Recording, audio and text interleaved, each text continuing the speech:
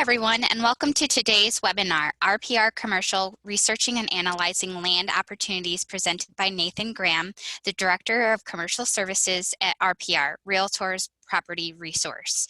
My name is Amanda Maroney, the RLI Education Manager, and I will be your host today. The REALTORS Land Institute, the Voice of Land, continually strives to maintain its status as the acknowledged leader for all matters pertaining to the land real estate profession.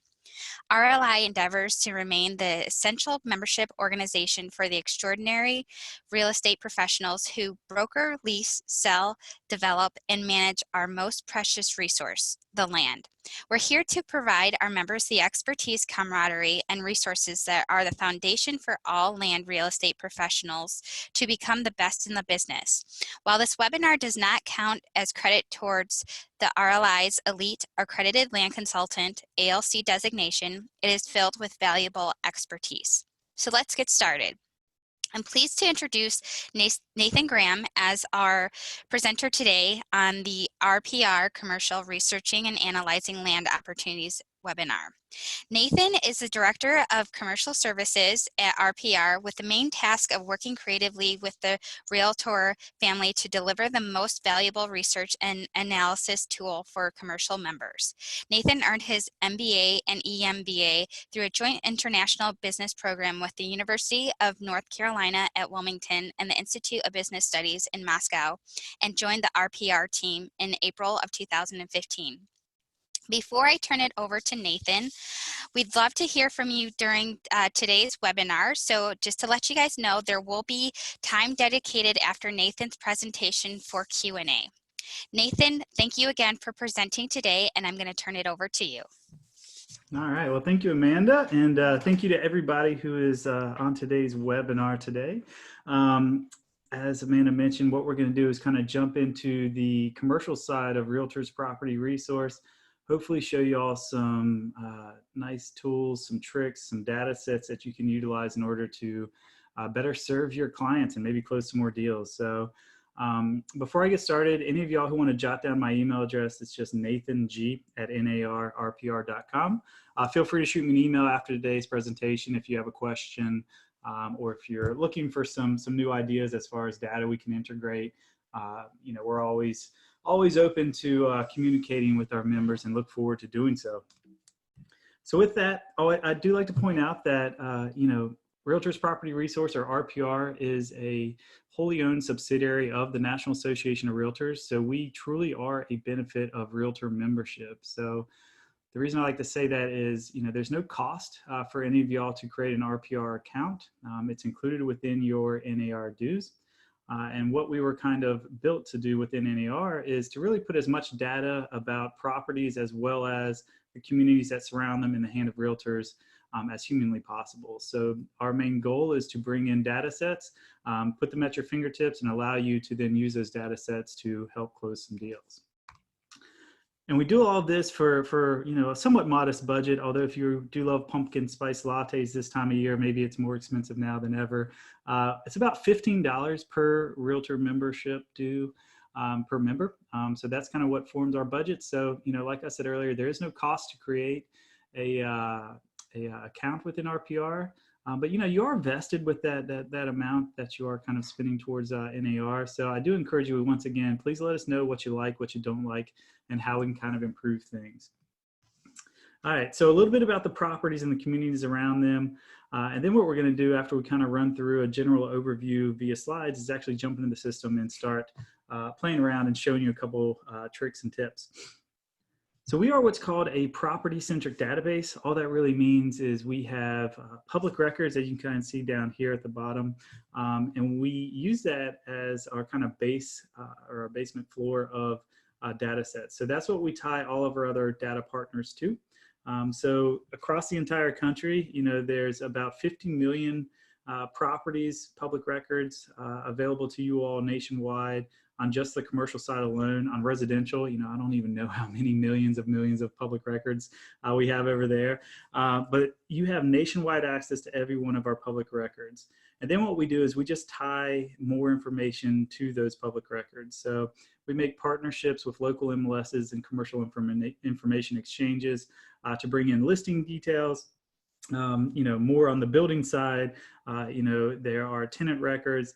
And then on every, you know, public record, you're also able to add information about the properties that you work with. So if you happen to know who the owner is, or if you have more details about the square footage of a parcel of land or its current use, or, you know, how many acres are being farmed currently, any of that kind of detail that you want to add that your client might be interested in, there's a lot of different ways for you to kind of do that. On the property or the community data side, we kind of have a core four that brings us information around the community. Most of y'all are likely familiar with ESRI. They're kind of the go-to standard for community data sets. Again, you have nationwide to every one of these partners.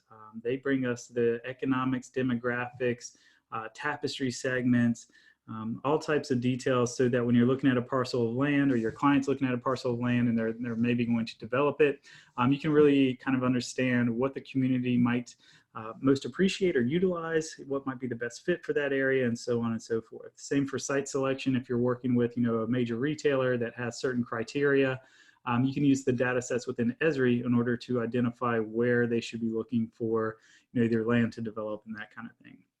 Now, Calibrate, they bring us all of our traffic count information. SMR brings us our tenant records, and then 3DL is kind of a supplement to ESRI. There are a few data sets that 3DL updates a little bit more frequently that we utilize, mostly on the employment data side. So those are kind of our core four as far as the community data sets go.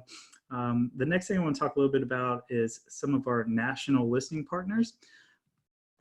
So some of y'all, especially if you're in the Florida marketplace, are probably familiar with totalcommercial.com.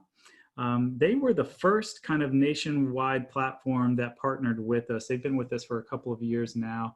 And every listing that is entered into totalcommercial.com is viewable within RPR. So any land listings that are entered on their site are going to come into RPR. You don't have to add them to your RPR account or anything like that. They will just automatically populate when you do a search across the country. So that was kind of our first go at it. And then with NAR's work mostly last year to develop partnerships and national listing partnerships with Brevitas and Crexi, we have brought in all of their listings over the year as well. So Brevitas, which you see here, they brought us probably between 50 and 60,000 listings nationwide. So they are, you know, a step up from Total Commercial for sure. So again, all the properties that are in Brevitas are going to be coming into RPR.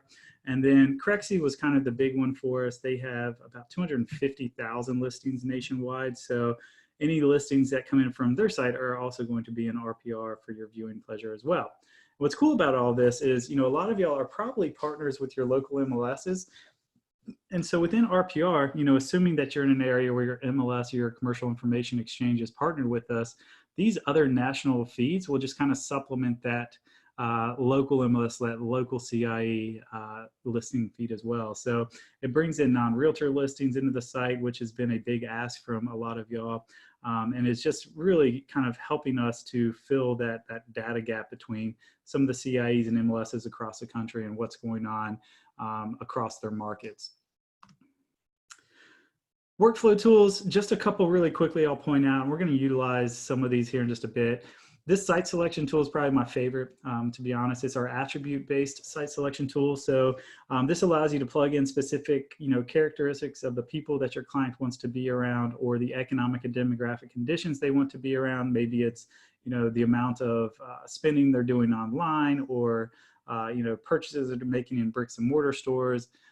All types of little details like that. And the system, what it'll allow you to do is within one large geography, it'll show you, you know, where specifically you should be looking for properties that, you know, those economic or demographic conditions exist, or those people are actually living. So helps you kind of identify with, you know, again, all those ESRI data sets, where you should be looking for land for your clients. There's also a retail gap analysis. So if you're doing a retail development, you can kind of get a quick understanding based on an over/under supply basis, you know, whether or not this area needs another, you know, clothing store, or grocery store, or furniture store, or liquor stores, whatever it might be that your client's trying to dig into. This tool will kind of at least show them on a competitive analysis, you know, whether or not that's a good development project at this time. You can also kind of use this just to understand the amenities around, certain projects. So if you're trying to put in a multifamily space, or maybe it's a senior care facility and you want to just see that there's, lots of restaurants or lots of coffee shops, that kind of stuff. This will just kind of give you an amenity attribute analysis as well. So that one's pretty neat. The investment analysis tool, there's actually 2 of these. So this is an example of our, a typical cash flowing business 2 to 10 year hold analysis, which, for a land investor, probably not as valuable, but I'm going to show you all here in just a bit. There is a back of the envelope tool, which is kind of, exactly what it sounds like. So it's not going to be the end all be all, this is exactly what this project's going to, pan out to be. But it gives you a lot of inputs and market, generated ideas to kind of see whether a project's worth pursuing. So we'll go through an example of this, which I think y'all will find very interesting. Getting started, pretty quick, pretty easy. All you need to do is, first be a realtor. There is no other way to get access, and the way that we define how you're, if you're able to access, is through the NERDS number. So if you have your NERDS ID at hand, you can really quickly create your account. If not, we can actually help you out. There's a lookup button there. We'll email you that NERDS ID. Then you create your password, and then over here, this is kind of the last major step. But you just need to identify what MLSs or CIEs you're a member of. You just choose the state, and then you can choose the MLS or CIE, and then you'll enter in your ID password for that MLS, and that's how we know that you should get access to those listings. Again, if you're, maybe you're not a member of any MLS or CIE, you can put a check mark there. And you don't have to add that you should be seeing the Brevitas, the Crexes, the total commercial listings. Those are just automatically going to be, viewable once you create your account. We also have a mobile app. So y'all can download this today. Again, there's no cost. Everything's included with those $15 annual coming from your NAR dues. Everything that is, on the desktop for the most part, is going to be within your mobile app. There's a little cog up here at the very top. So that's how you tell the app if you're going to use it as a residential, a commercial, kind of practitioner. So depending on what types of land you're looking at, might drive, which side you want to kind of play around on. But it's a really powerful tool. It's got all the public records. They'll have all the listings that you're supposed to have access to.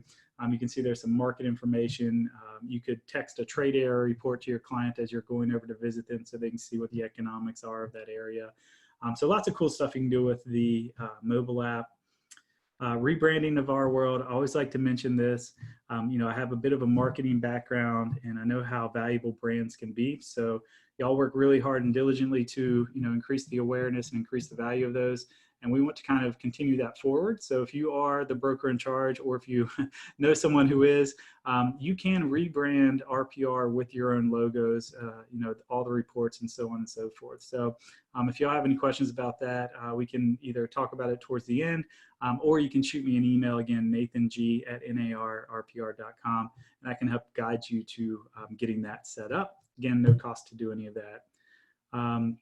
This is the part of the show where I always, put a little warning out there. We're going to be going through a lot of different kind of uses of RPR. So if it's the first time of you seeing all this, it's going to be a lot. There's going to be a lot to try to remember. There's going to be a lot to try to take in. I always encourage folks to just kind of take some notes about what you want to kind of revisit, and then just be aware that we do have a lot of on-demand training for y'all.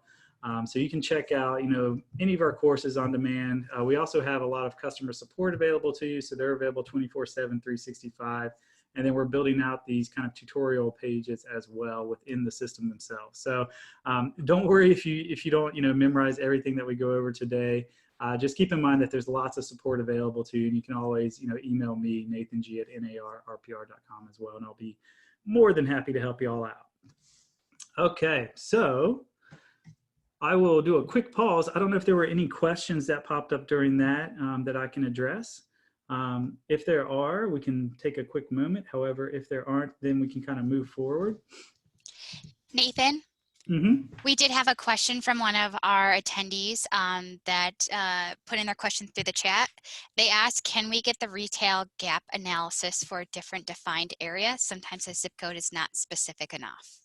Yeah, you definitely can. And I'll show you how to do that. So the trick is to actually run what's called a custom trade area report. So within RPR, and I'll show you all this here in a bit, but basically you can utilize our maps and use either the drive time or, the radius tool around the actual parcel of land.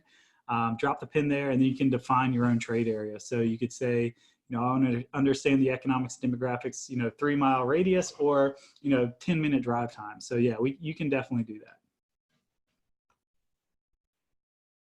All right. So it doesn't seem like there was any other questions. And Amanda, feel free to interrupt me if something pops up in the chat or the QA, and I can kind of put a pause on the presentation. We can answer it then.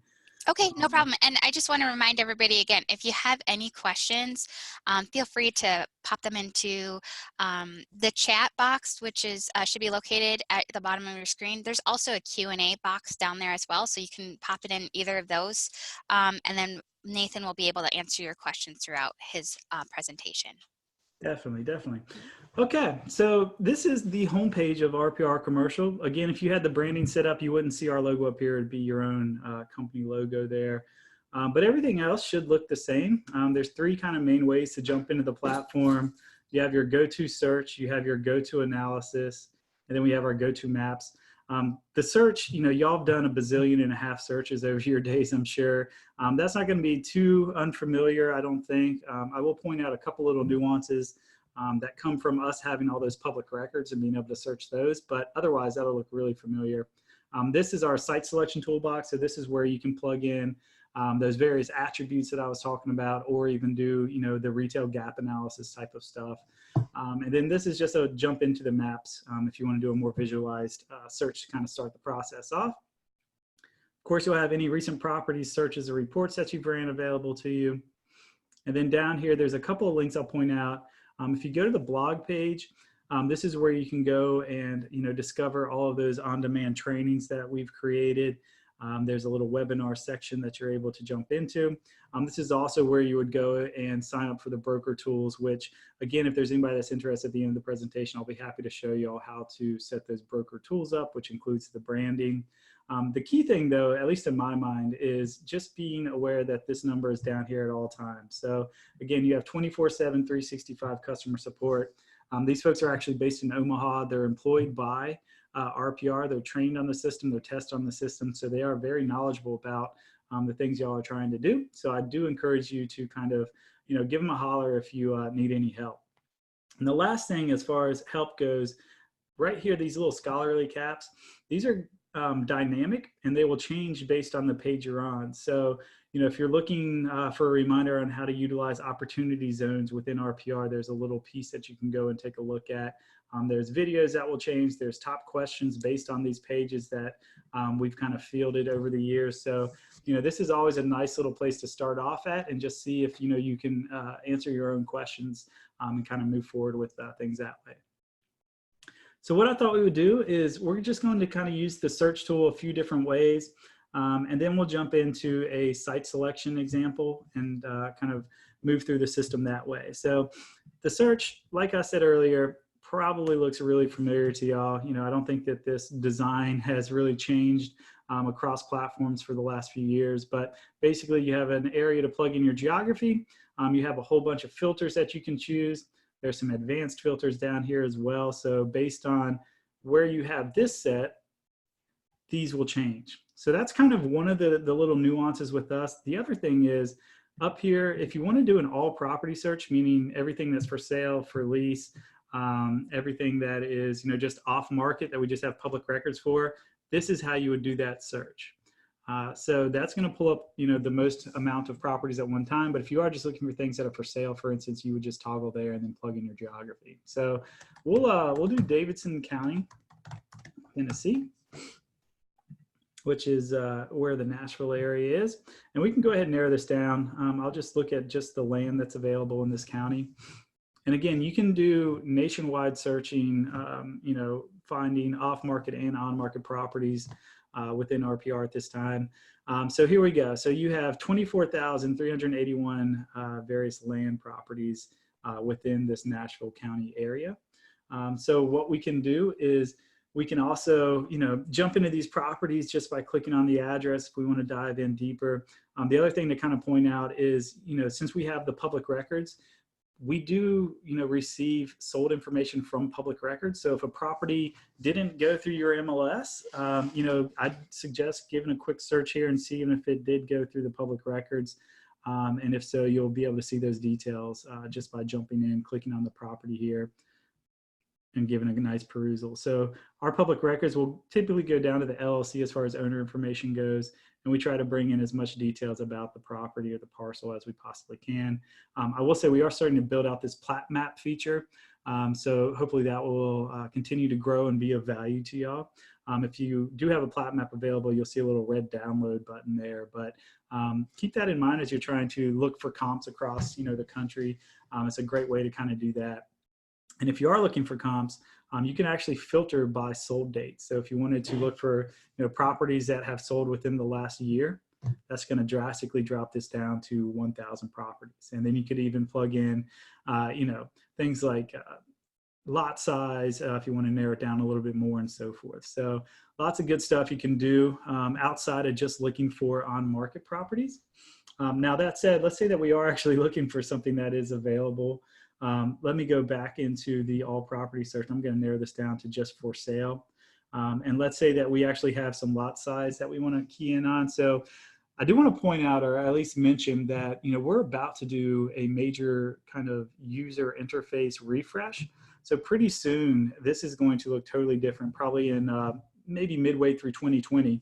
And one of the things that I am really, really excited about is it's not going to be limited to doing lot size by square footage search. Pretty soon it'll have, a toggle like this one does where you can actually plug in acreage. So you won't have to type in, I don't know how many of y'all are using the system, but every time I look for land stuff, I always have to Google, acre to square foot calculator.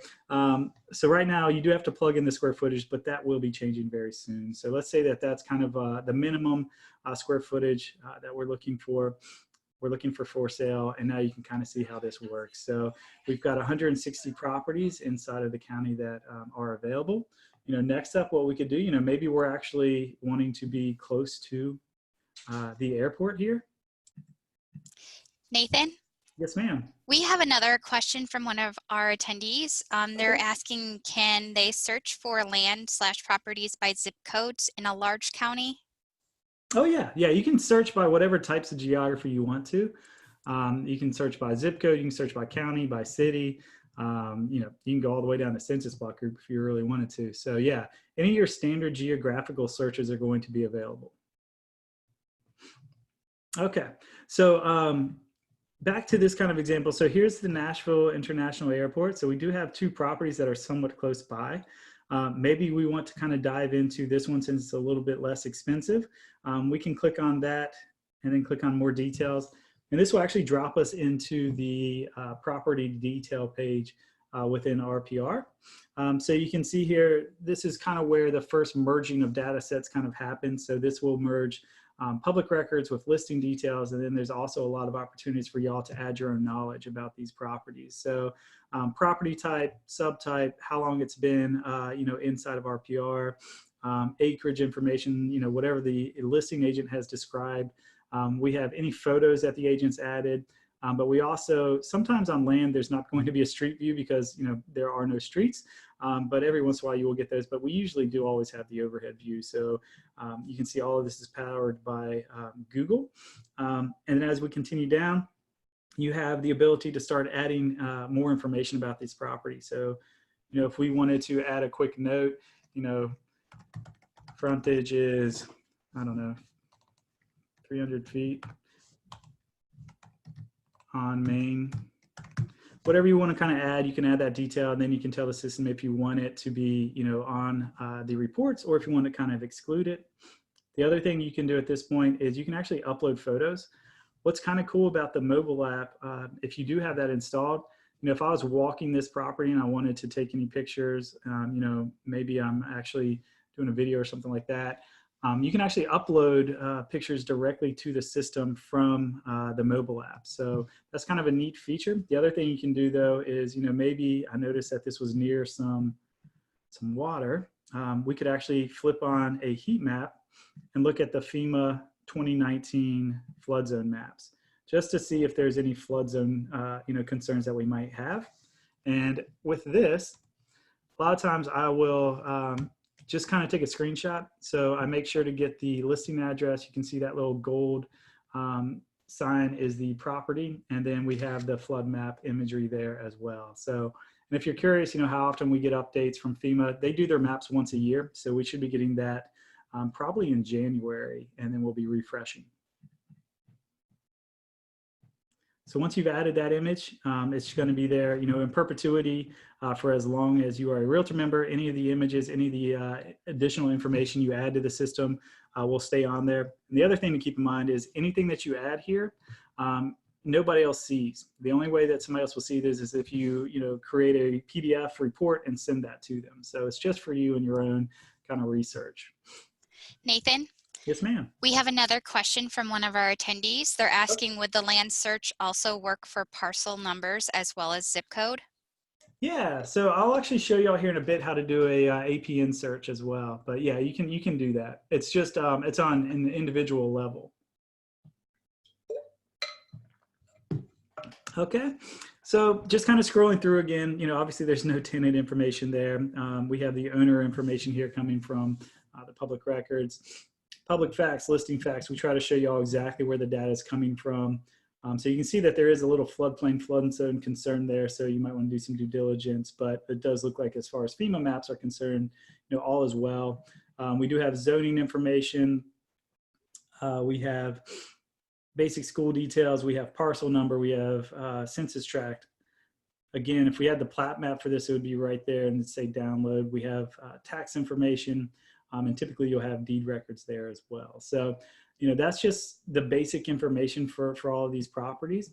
Now, let's say that this is, a parcel of land that I'm interested in utilizing that back of the envelope calculator for. The way you would get to that is on the left-hand side here, there's a property analysis for investor link. And when we click on that, this little pop-up is going to say, hey, you're about to go over to a company called, or a system called Valuate. It is a third party. There's training on, how to use all of these different tools within Valuate that you can click on there, or you can click on continue and jump into the system itself. So I will say there is kind of the way that we had to set this partnership up, it is kind of weird on how you get to the back of the envelope calculators. So this screen here, this is actually what you would do if you had cash flows. Which obviously we do not. So what you'll have to do is come up here to File and then just come to New. And you'll see here the back of the envelope abbreviation will populate. And so this is how you would jump into the back of the envelope calculators. And so now what we can do is we can set this up. Maybe we're looking at this as an industrial complex. It's close to the airport. Probably need some warehousing. Maybe we're looking at this as a last mile delivery station as well. I'm not exactly sure how far from downtown Nashville it is, but you get the idea. And what we can do is just rename this. So call it whatever you want. You can also have multiple scenarios. So maybe we'll call this the base scenario. So if we had, a large renovation scenario or a large build, smaller build, maybe we're going double decker on one of them, who knows? But just be aware that you can run multiple scenarios of one analysis right off the bat. And then what we're going to do is we're going to plug in some kind of basic details about this development project, which will allow us to kind of kick off a really in-depth version of this as well. So going back, the purchase price we had was $3 million. I'll just round it up. I know that there were some, minor, I think it was about 28,000 on the side, but we'll go ahead and leave it there. For the square footage, we'll set that up. Allowable FAR. A lot of y'all I know are very well aware of what FAR stands for, but just in case you're not, it's just the floor area to lot size ratio. So you can plug in what that ratio is. Basically, municipalities across the country are going to tell you what that is. But let's just say that this is a 0.5, which means we can do 50%. Next up, let's say we have annual rent of $7. We'll do a 50% loan. We can leave the interest rate there. And then for the construction side, let's say that we think it's going to take us about 12 months to build this out. So then we just hit the submit button. And now you can kind of see how this works. So You can see the basic details come across, the land purchase details, square footage. There's our FAR base. And then there's all these other factors that you all can plug in based on your own knowledge about, you know, what it typically costs in this market to build an industrial space. So, and we can kind of walk through this. What the ultimate goal is to come to this current stabilized net operating income yield on cost, which kind of gives you an idea, you know, similar to what the cap rate might be if that's what you're familiar with, but gives you an idea about what the yield on your cost is going to be after you kind of build this whole thing out. Everybody's going to have a different, you know, I guess, comfort zone. It'll show you, you know, basically whether or not the risk is worth, you know, the pursuit of the project. You know, a lot of folks try to target above 8% on that. So, but y'all are the experts. Y'all kind of know what your clients are looking for. This just kind of helps you calculate what that comes to. So what we can do is we can start plugging in details. So we have, you know, the efficiency factor here. We can say we'll work at 80%. So you can see how much the rentable square footage is.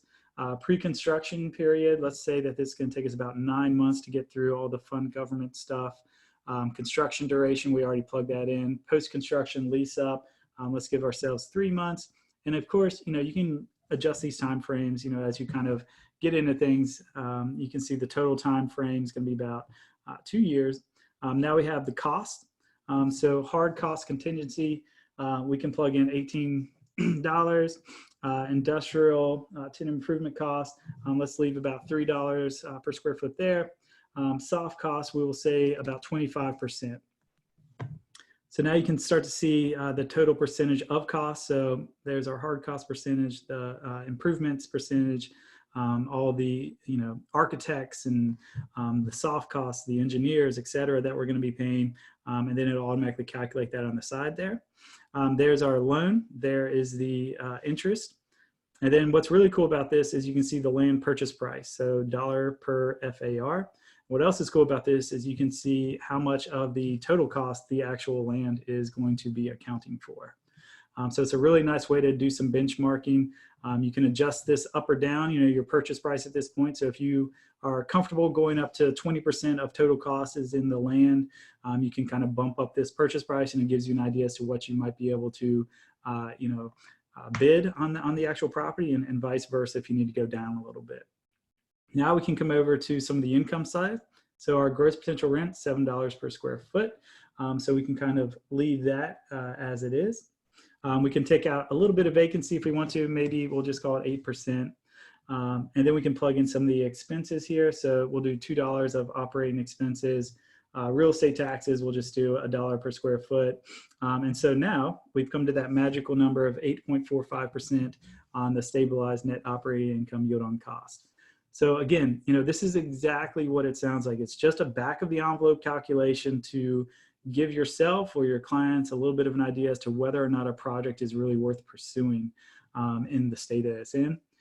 Again, you know, if you have the mobile app downloaded and installed, you can actually do this from your mobile device, which is, you know, kind of cool.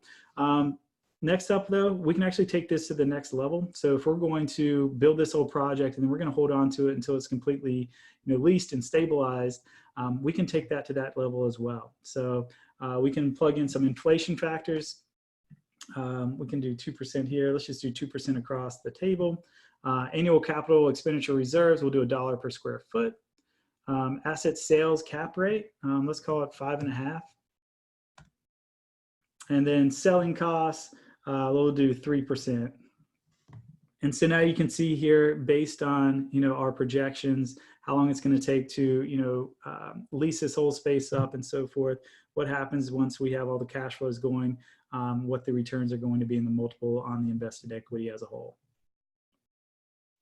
So again, this isn't going to be kind of your end all be all, you know, last financial analysis by any means, but it is a really great tool just to kind of put in some numbers, see if a project's worth really digging into and pursuing, and kind of making those decision points from there. They also have included a couple of kind of risk, I guess, profiles. So this one allows you to see what the sales cap rate, whether it goes up or down, how that will affect the average rent, and then whether or not you're going to kind of have an issue potentially. So we can, you know, maybe we'll bump that up or down by 0.25%. So you can kind of see on that side, and then average annual rent, maybe we'll do 0.5 differentiation. So you can see if we can get higher rents and, you know, how successful this project would be. But again, just kind of a little risk calculation to see how risky of a development project this might become. Okay, so that's kind of the back of the envelope calculator. Again, I just wanted to make sure, run through a quick example with you on how that is utilized.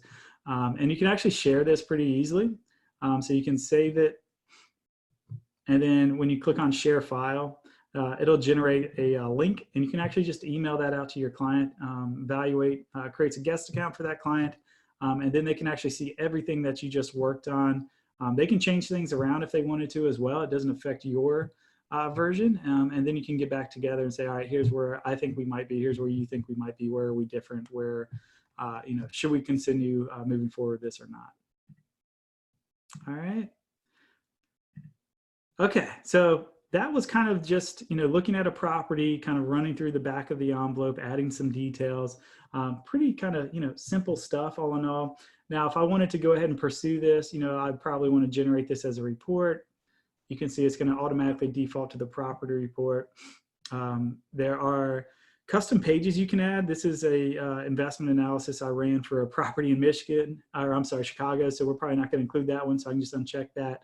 But if you do want to add, you know, various PDFs to your reports, you can do that by just clicking on Manage Custom Pages, and then just clicking this Add button. And then anything that's a PDF, you can actually really quickly grab it and kind of add that to the beginning of your presentation, to the end of your presentation. You know, if it's a market outlook that you want to include, you can do that. If there's some economic reports you want to include, you can do that as well. And then what you do is just come down here to the bottom and click on Run the Report. So it'll generate a really clean, you know, property detail report, nice and easy. So if there aren't any questions about kind of running through that situation, let's go ahead and jump into maybe a kind of more in-depth utilization of RPR. So what we're going to do now is we'll use that site selection tool to identify an area based on a development project we have in mind. And then we'll do a couple other cool little things within the system to go along with that, you know, process. So we're going to jump into the analysis section here. Oh, actually, you know what, before I do that, let me go and show you all the APN thing while I'm on task there. So let's go back to this search area, and we'll do an all property search. And then if you want to do a search by APN, you just click on advanced, and then right down here you have the APN. So I looked one up earlier. So don't be impressed or think that I actually know all these parcels by heart, because I don't. 030123, that should work. Oh, no, that's in Denver.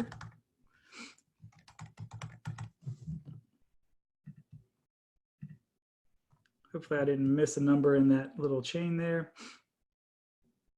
But there we go. So there is the APN tax ID for this parcel of land inside of the Denver, Colorado area. So you can do APN searches that way.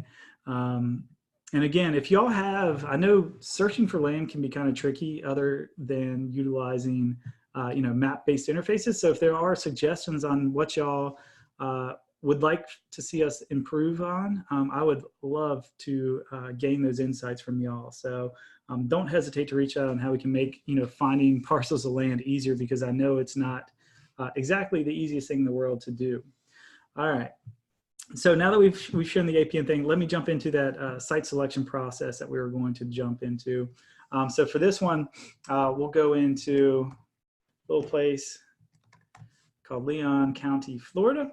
And what I thought I might kind of impress upon y'all is maybe we have a client that is looking for a senior care facility. So any of y'all in the Florida market, you know, you're probably familiar with the variations of senior care facilities, from, you know, things like the villages, which are, you know, literally cities unto themselves with multiple golf courses and, you know, all types of crazy stuff, to your smaller, you know, 5-6 bedroom types of facilities that have nursing care and that kind of thing. So we'll go into Leon County, Florida, and I actually reached out to a gentleman in Atlanta who specializes in you know, senior care developments, who uses the system quite a bit. And I asked him what he plugs in. So, you know, this probably isn't going to blow any of y'all away, but I thought it was pretty interesting. Basically what he wants to do is find, you know, seniors. Obviously you want to be around seniors. but he also wants to know what their net worth is. So understanding, you know, are we going to do something like the Villages that has, you know, all these amenities around it and, you know, pools and golf courses and, you know, so on and so forth, or, you know, are we more apropos to look at a smaller kind of venture? Maybe it's a 6-bedroom, you know, nursing care with nice views and that kind of stuff. So understanding the net worth of the community that you're moving into is going to be important. He also targets people that own their homes, which, you know, makes perfect sense. If they own the home, they can sell it.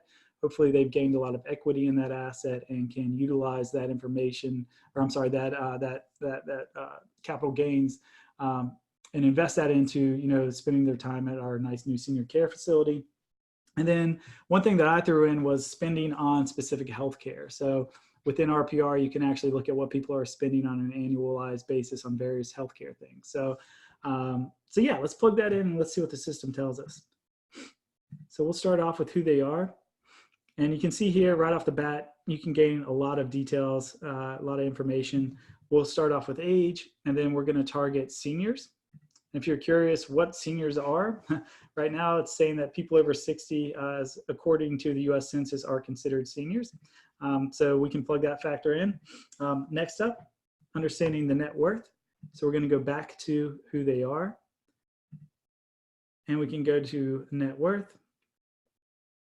And I'm more of a median guy myself, but you could do average. You could, you know, plug in a specific range if, you know, you have a specific type of senior care facility and you know what price range or what net worth most of your, you know, tenants are in. We can also plug in the own a home. So we can come down to facts and stats, and we can look at housing stats and home ownership. And then the last thing, this is kind of my little addition to that process, looking at what they buy. And you can see down here, healthcare. And you have all healthcare. You know, we could look specifically at convalescent and nursing home care, specific services, all types of interesting things. We'll just do all healthcare for right now. And you can see how this works. So I can do up to 5 different attributes. There's a ton of different data sets within here. And what I like about this tool is it's not just a retail-based tool. So the site selection tools, you know, that utilize the retail information, obviously that's all you can do. This one will allow you to target consumer bases, renter bases, employee bases, you know, spending on internet orders for warehousing and last mile delivery, all types of variations of that stuff. So if there's one part of the tool I'd suggest just kind of playing around with after today, this would be it, because there's a lot of things you can dig out and kind of mine as far as data goes. So we'll click on Run Analysis now. And for those of you who aren't familiar with Leon County, this is around Tallahassee, which is the University of Florida State, or Florida State University. So here's the entire county. There is the cities that are within that county. You can see the darker the purple, the better the fit. Here are all of the various you know, attributes that we plugged in. If we want to remove one of those, we just uncheck it and then click on Update. And now it'll take that factor out. And you can see that does actually change how the system is, you know, generating the areas. The other thing that we can do is, you know, when you look at this map, obviously every part of the county doesn't have a geographical boundary of a city. So we can switch this to zip codes, because every part of a county will have a geographical boundary of a zip code. So that also gives us a little bit more of a clustering effect, so we can kind of see how this works. And then down here, we have a benchmarking report that shows you exactly how one zip code stacks up to the next. So I know a lot of folks are using this report specifically to back up, you know, what they're already trying to guide their clients to do. You know, it's third-party data that helps them understand why, you know, you've been trying to get them into the 32309 area. Or maybe you are just learning about the markets and you're trying to guide them here based on the data and the attributes. But you can generate this as a report. Same process we went through earlier. Again, we don't want that custom page on there. But we can run this, and I'll show you all the reports towards the end so you can get an idea what those look like. Back to the process at hand though, let's say that we are cool with all of these kind of suggested areas. And next up, what we can do is we can actually, you know, dive into looking for listings for sale properties. So the system now is going to search just for properties that are within those 4 zip codes. You can kind of see that up there at the top. Now we can go ahead and filter down. So we're looking for land development opportunities. So we can go ahead and take off all of those. And now we have 205 different properties. You know, you could jump into the map if you wanted to, or you know, if you want to kind of just jump into one of these properties as they kind of sit here, you can definitely just, you know, click on any one of these areas. You know, this one looks like it might be near some residential, so maybe it's already zoned for large multifamily type of things. So you can dive into details just like we had done earlier and kind of understand that. So a couple of things I want to share y'all with the maps. So every time you've seen a map within RPR, they all function the exact same way. So, you know, earlier I showed you on the map how to pull up the FEMA flood map layer by going in the residential real estate indicators. The other thing you can do is we can see if this is in an opportunity zone. So you can see here, there's all the opportunity zones over here. So obviously this property is not. There are some really cool things you can do with these opportunity zones. I'll just show you really quickly an example of this. So if we select all 4 of those, I could now search for properties in those 4 geographies. So if I am, you know, actively seeking, maybe I'm working for an opportunity fund that's trying to find properties or development projects in opportunity zones, you can use RPR, flip on all the opportunity zone map layers and do searches based on, you know, the property types and the square footages and the acreages and all that fun stuff that kind of meets those needs. The other thing we can do, and this goes to the question that I was asked about earlier, as far as looking at the retail gap analysis on a more defined trade area, we can use these pins. So we have the drive time and the distance. I'm going to use the drive time, and we will drop that right there on our property. And I will set this up as a 10-minute drive time trade area. So basically what we're telling the system is we want to understand the economic demographics, you know, consumer spending behaviors, retail sectors for this 10-minute drive time. And of course, this is created by Google. So we can, or I'm sorry, the area is created by Google. All the data is coming from ESRI. So we can click on the OK button here. And again, let me uncheck that. And we'll run this report as well. And so what I'll do now, since we're kind of towards the end of our time period, I just want to kind of run through the various reports that we've ran, and then we'll wrap it up with that trade area report I just ran. So we can see, you know, right off the bat, here's our property report. And so again, if you have the branding set up, you will see your logos up there, not RPR's. You can also add all these details to your profile page. So if you have pictures and, you know, contact details, you can do that. But it's really, you know, a pretty streamlined report. Basically, all of the information that's on this system will populate. You have public facts, listing facts. If you added changes, those would populate up here as well.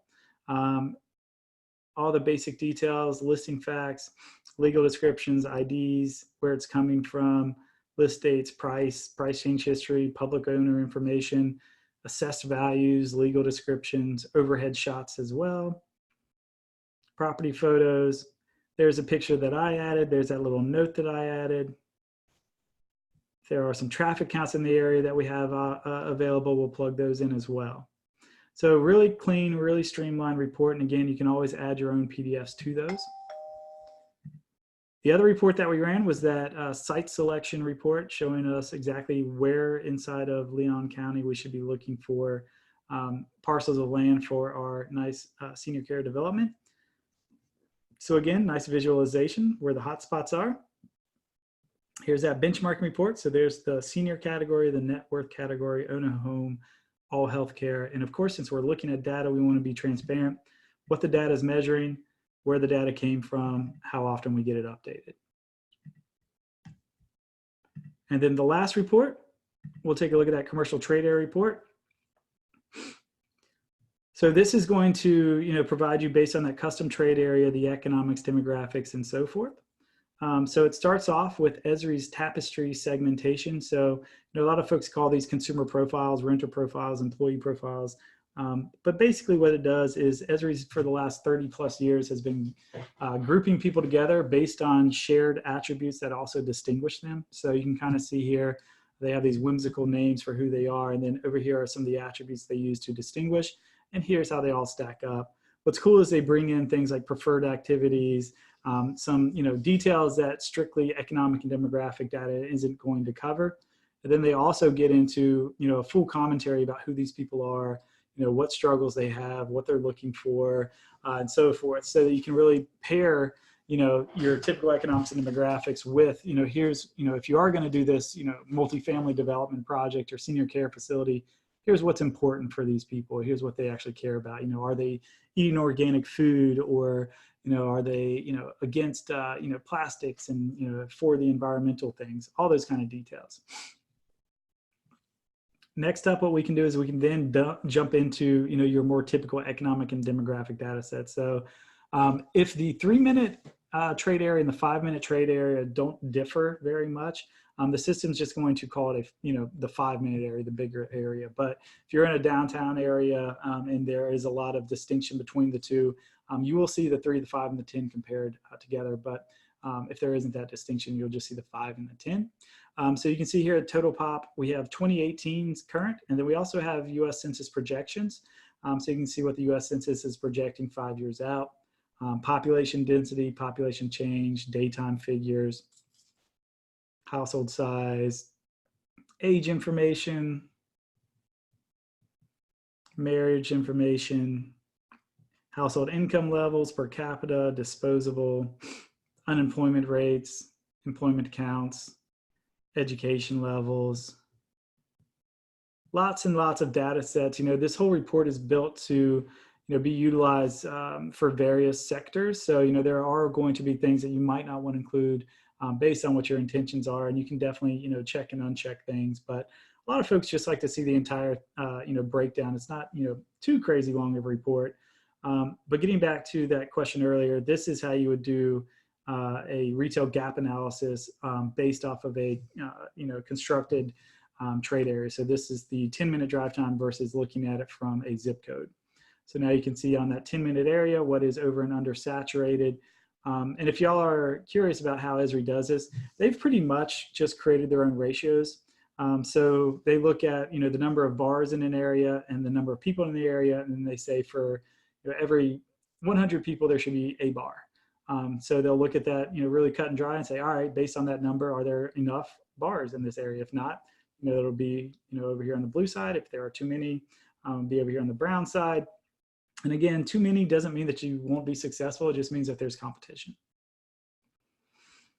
And so with that, I think that is kind of all that I really wanted to make sure to cover with y'all today. I'm guessing that was a lot, but I really do hope that y'all were able to pick out through all of this process some things that you'll be able to incorporate in your day-to-day workflows. Encourage you to interact with us, either reaching out to the customer support if you have questions, or shooting me an email if I can be of help. But at this point in time, if there are any questions, Amanda, I'd be more than happy to answer those. Nathan, we did have one question that our attendee had asked in regards to the questions prior about the land search of searching with the different fields. This attendee had asked also, could you search by latitude and longitude? So right now we do not have a latitude longitude search in the system. It's something that I've been pushing for, and I'm hoping that with the RPR, we'll just call it RPR 2 redesign, that they will consider that. That said, if whoever was that asked that question would send me an email, this platform really does get shaped by users. And so the more of y'all who make that request, I can forward that to our product team, and they will see more value in actually putting product time to that. We are limited as to all the things that the system can do. So we have to prioritize enhancements and changes and stuff like that based on what we think the highest impact will be for our users. We do have 2 other questions that have come in, and they're our attendees are asking if you could show again how you access the report. And then another attendee also asked if you can go over setting up profile and branding. Yeah, definitely. So when you say access the report, do you mean just how to get back to the reports that you ran? because there's a couple of different, well, I'll show both ways. So if you ever need to go back and get access to reports that you've ran, there's a little reports section right here that you can click on, and then you can just click on the link and that will pull up whatever, recent reports that you have done. If the question is more, how do you run reports? Every time, let me pull up a property. So anytime you're on a page where you can run a report, you will see this create a report button. And so this is on the property detail page. I would click on create a report, and that's going to drop me in the property report. The only one that's a little bit different is if you want to run that trade area report, that custom one. For that one, you want to do it from the map, and you want to just drop your pin. We'll do the distance one this time. And you can say, 5 mile distance, 3 mile distance, whatever you might want to do. And then you just click on create a trade area report down here. So that's kind of a general overview of how all the different reports will work. And then for the other question, which was around the branding. So let me go back to the homepage here and scroll down. So if we look at the blog link down here, and if y'all want, you can just jot down the actual web URL. It's just blog.narrpr.com. So this is kind of our public facing side, I guess you could say. So there's lots of articles on the blog page. If you wanted to go watch our training, you would just go to online webinars. But if you want to set up your broker stuff, you come to industry segments, and you can either click on, broker owners, or if you want to just take a look at all of the different tools that are available, you can go that way. But you can see here, that's the company branding. There are other things. So if you work in the residential space as well, they do have market intelligence tools. There's also, the ability to add affiliated services. So if you have title or mortgage, and then there's also AVM widgets that you can plug into your website. So, users come to their site and they can plug in their address, and it'll give them the realtor valuation of $300,000 for their home or whatever it might be. But to get started with the branding, just click on Enroll in Broker Toolset. And basically you just have to fill out some basic details, and then it will ask you to complete a spreadsheet.